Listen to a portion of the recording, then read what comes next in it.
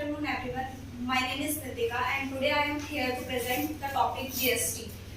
तो सबसे पहले GST क्या होता है? GST स्टैंड करता है गुड्स एंड सर्विसेज टैक्स के लिए। तो गुड्स एंड सर्विसेज टैक्स कोई भी जो बिजनेस है वो दो तरह से हो सकता है, या तो गुड्स में या सर्विसेज में। गुड्स क्या होता है? जब हमें कोई इंटेंजिबल चीज मिलती है, जैसे ये मार्कर, ये हमें एक इंटेंजिबल चीज टेंजिबल चीज मिलती है, ये कोई टेंजिबल चीज है जो हमें मिली। लेकिन सर्विसेज में हमें जो हम पे करते हैं उसके बदले कोई टेंजिबल चीज नहीं मिलती, कोई सर्विस मिलती है। जैसे हम स्कूल जाते हैं, वहां से हमें कोई प्रोडक्ट ही मिलता है, लेकिन हमें उसके बदले हमें वहां से एजुकेशन मिलती है, दैट इज अ सर्विस। तो गुड्स एंड सर्विसेज पे जो टैक्स लगता है वो जीएसटी होता है। तो ये इंडिया में आया ही 1 जुलाई 2017 को आया। उससे पहले हमारे यहाँ पे अलग अलग टैक्स लगते थे, excise duty, custom duty, services, sales, ये 5 तरह के जो टैक्सेस थे इनको मर्ज करके जीएसटी बन गया। तो इसका क्या फायदा हुआ? इससे ये फायदा हुआ कि जो वन नेशन वन टैक्स, मतलब पहले हमें हर जो स्टेट होती थी वो अलग अलग तरह से टैक्स पे करती थी, तो हर स्टेट का एक अपना अलग टैक्स रेट होते थे। लेकिन जीएसटी आने के बाद सब टैक्स जो स्टेट्स है वो सेम रेट से टैक्स पे करते हैं, तो इसकी वजह से वन नेशन वन टैक्स हो गया। और इसके अलावा इसमें जो टैक्स है कितने टाइप के होते हैं? इसमें 4 टाइप के टैक्स होते हैं।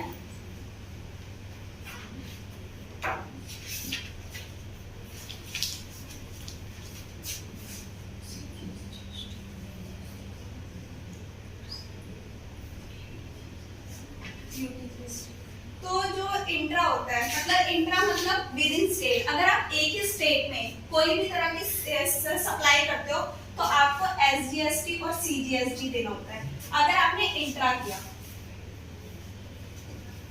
लेकिन अगर आप इंटर मतलब विद इन टू स्टेट्स जहां पर आ जाती हैं तो वहां पर आप आईजीएसटी देंगे, इसे इंटर बोलते हैं।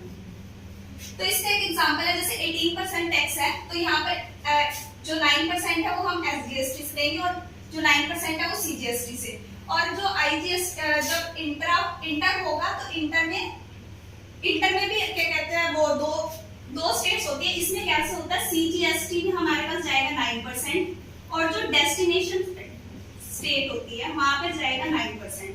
मतलब 9 जो हाफ टैक्स तो सेंट्रल गवर्नमेंट लेगी जो जैसे कि हरियाणा से पंजाब में हमने सप्लाई की तो पंजाब गवर्नमेंट को हम 9% टैक्स देंगे। और यूटीजीएसटी जब यूनियन टेरिटरी से हम क्या कहते हैं कोई सप्लाई करेंगे, यहाँ पर भी सीजीएसटी हाफ तो गवर्नमेंट लेगी और जो बाकी रेस्ट होगा वो क्या कहते हैं यूटी में जाएगा। मतलब half of the tax government को जाएगा और रेस्ट क्या कहते हैं अकॉर्डिंगली डिवाइड हो जाएगा। तो this is the types of GST. उसके अलावा अब जीएसटी कौन कौन लोग पे करेंगे?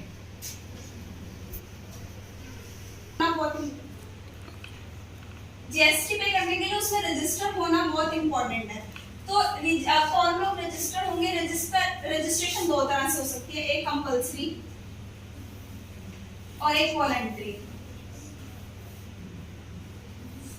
तो कंपल्सरी वो होती है जब आपको एक थ्रेशोल्ड लिमिट को क्रॉस कर दोगे तो आपको एक कंपल्सरी रजिस्ट्रेशन कराना पड़ेगा जीएसटी में, जिसमें आपको टैक्स देना पड़ेगा। वॉलंटरी में ऐसा होता है कि अगर आप खुद चाहते हो कि आप टैक्स पे करो या आप जीएसटी में रजिस्टर हो तो आप कर सकते हो, अगर आपकी कोई लिमिट क्रॉस नहीं हुई। लेकिन ये आपकी खुद की चॉइस है कि आप जीएसटी में रजिस्टर होना चाहते हो, लेकिन कंपल्सरी में आपको होना ही पड़ेगा, देयर इज नो चॉइस।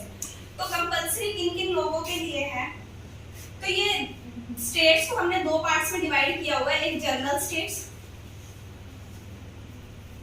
और एक स्पेशल स्टेट्स।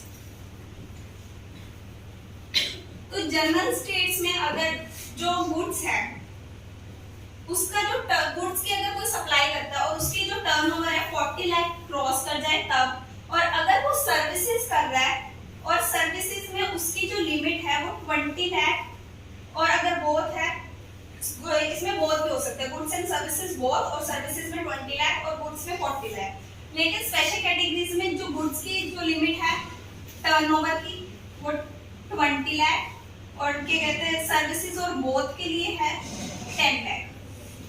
उसके अलावा कुछ और ऐसे जगह पे है, कुछ और ऐसे क्राइटेरिया है जहां पर आपको कंपल्सरी रजिस्ट्रेशन कराना पड़ेगा।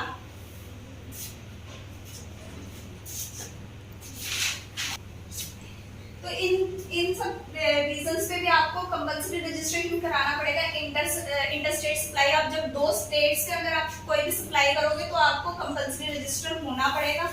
कैजुअल टैक्सेबल पर्सन, ये कैजुअल टैक्सेबल पर्सन वो होता है जैसे कोई पर्सन है जो हरियाणा में कोई भी तरह का प्रोडक्ट के सर्विसेज दे रहा है और अगर वो कभी किसी रीजन से किसी और स्टेट में जाकर कोई सप्लाई देता है, जैसे पंजाब में कोई ट्रेड फेयर लगा उसने वहां पे सप्लाई दी लेकिन वो वहां पे अपना बिजनेस नहीं करता, तो उस केस में उसको कैजुअल टैक्सेबल पर्सन के अंडर फिर उसकी वजह से उसे कंपल्सरी रजिस्टर होना पड़ेगा।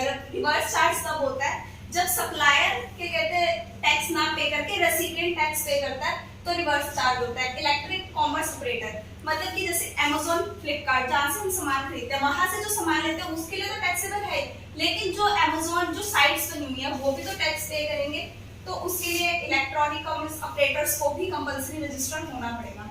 नेशनल नॉन रेजिडेंट मतलब कोई एनआरआई है और वो क्या कहते हैं अगर इंडिया में सप्लाई करेगा तो उसको भी कंपल्सरी रजिस्टर होना पड़ेगा।